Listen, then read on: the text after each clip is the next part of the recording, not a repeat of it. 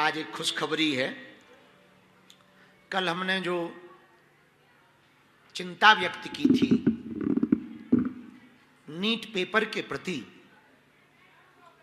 और बच्चों को रोते हुए देखकर कहा था कि नीट पेपर तो लीक हो जाता है। खुशखबरी ये है कि सरकार ने निर्णय लिया कि आगामी नीट पेपर अब कभी लीक इसलिए नहीं होंगे कि आर्मी के थ्रू करवाए जाएंगे।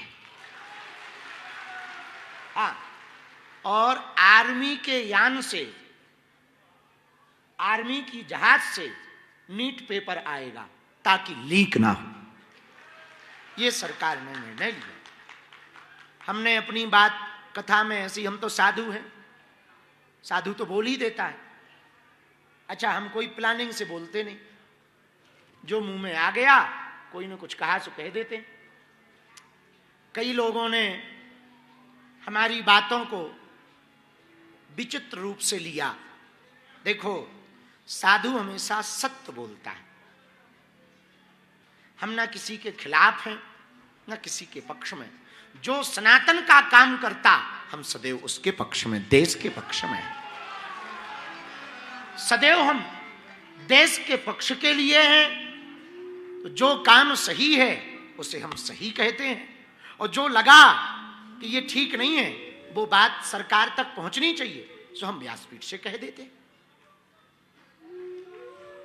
तो हम इसके लिए भारत सरकार को बहुत बहुत धन्यवाद दे रहे हैं कि उन्होंने इस बात पर गौर किया, कर रहे हैं।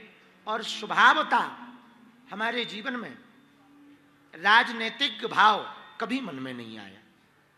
ना हमारा मन ये होता कि हमें राजनीति पर बोलना चाहिए, क्योंकि हमारा उद्देश्य राजनीति करना नहीं है।